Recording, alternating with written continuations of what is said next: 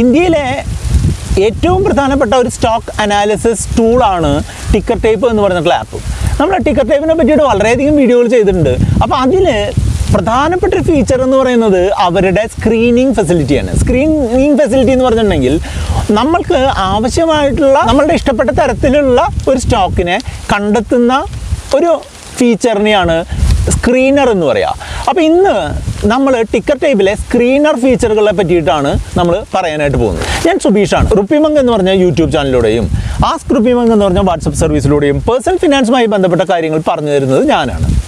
Ticker ടേബിലെ screener എന്ന് പറഞ്ഞിട്ടുള്ള facility എന്ന് പറഞ്ഞിട്ടുണ്ടെങ്കിൽ നമ്മൾ ഉദ്ദേശിക്കുന്ന തരത്തിലുള്ള ഒരു സ്റ്റോക്കിനെ, അത് നമ്മൾ ഉദ്ദേശിക്കുന്ന ഒരു ഇൻഡസ്ട്രിയിൽ നിന്നുള്ളതാവാം, അല്ലെങ്കിൽ നമ്മൾ ഉദ്ദേശിക്കുന്ന തരത്തിലുള്ള ഒരു ലാഭം തരുന്നതാവാം, അല്ലെങ്കിൽ നമ്മൾ ഉദ്ദേശിക്കുന്ന തരത്തിൽ ഡിവിഡൻഡ് തരുന്നതാവാം, അല്ലെങ്കിൽ നമ്മൾ ഉദ്ദേശിക്കുന്ന തരത്തിലുള്ള റവന്യൂ ഉണ്ടാക്കുന്ന തരത്തിലുള്ള സ്റ്റോക്കുകളാവാം. ഇങ്ങനെ പല വിധത്തിലുള്ള ഏകദേശം 150ഓളം പാരാമീറ്ററുകൾ അല്ലെങ്കിൽ കാര്യങ്ങൾ അതിനെ കമ്പയർ ചെയ്തുകൊണ്ട് ഒന്നോ അതിലധികമോ സ്റ്റോക്കുകൾ കണ്ടെത്തുന്നതിനുള്ള ഒരു ഫെസിലിറ്റിനെയാണ് സ്ക്രീനർ എന്ന് പറയാം. ആ സ്ക്രീനർ ഫെസിലിറ്റിയാണ് എൻ്റെ അഭിപ്രായത്തിൽ ടിക്കർ ടേപ്പിലെ ഏറ്റവും ബെസ്റ്റ് ആയിട്ടുള്ള ഫെസിലിറ്റി.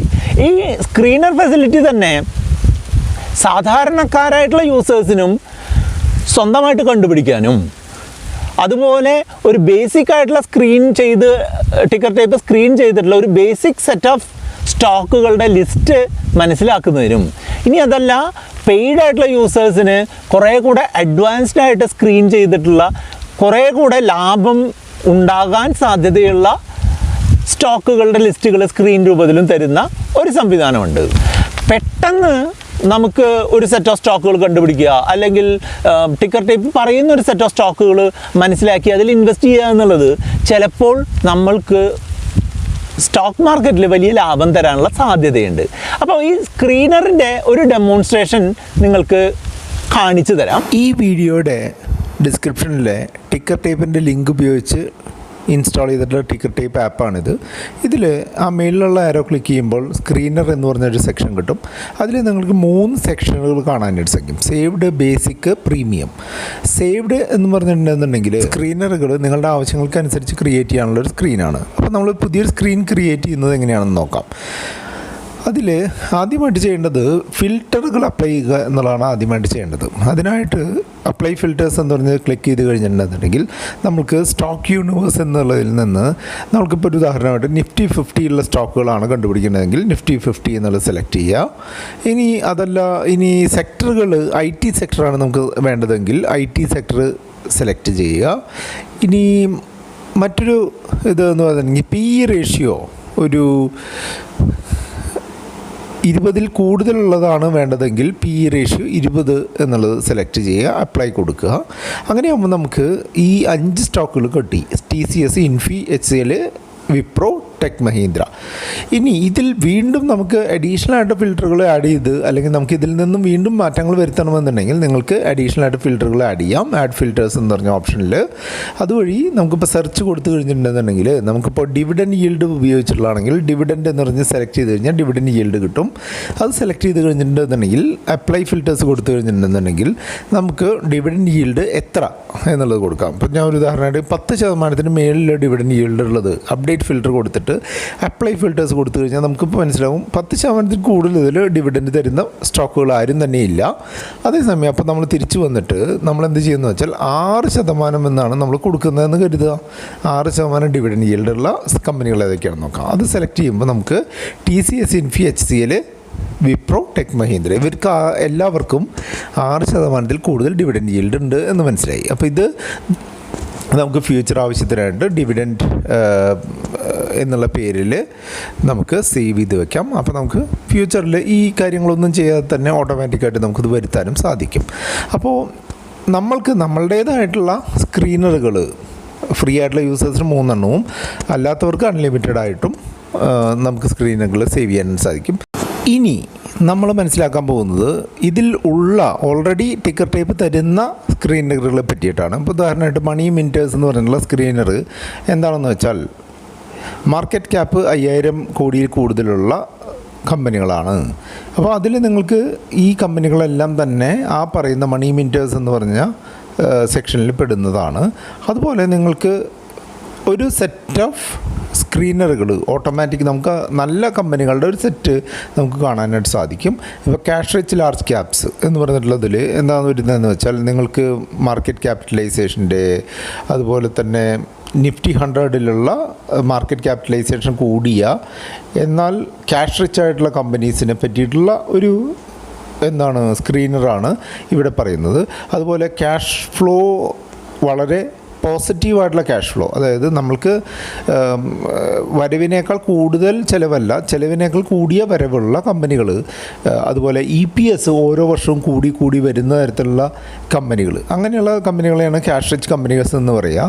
അപ്പോൾ അങ്ങനെയുള്ള കമ്പനികൾ നമുക്ക് സ്ക്രീനർ രൂപത്തിൽ ഇപ്പോൾ ഇവിടെ ക്യാഷ് റിച്ച് ലാർജ് ക്യാപ്സ് എന്നുള്ള സെക്ഷനിൽ കാണാം. അതുപോലെ നമ്മൾക്ക് ഒരു സാധാരണ യൂസേഴ്സിന് ആവശ്യമുള്ള ബേസിക് ആയിട്ടുള്ള സെക്ഷൻ കാണാനായിട്ട് സാധിക്കും. അതുപോലെ നമുക്ക് ഒരു പെയ്ഡ് ആയിട്ടുള്ള യൂസറാണ് താങ്കളെങ്കിൽ താങ്കൾക്ക് ഒരു പ്രത്യേക തരത്തിലുള്ള അല്ലെങ്കിൽ വളരെ ലാഭം തരാൻ സാധ്യതയുള്ള സ്റ്റോക്കുകളുടെ ഒരു സെറ്റ് നിങ്ങൾക്ക് അവിടെ കാണാനായിട്ട് സാധിക്കും.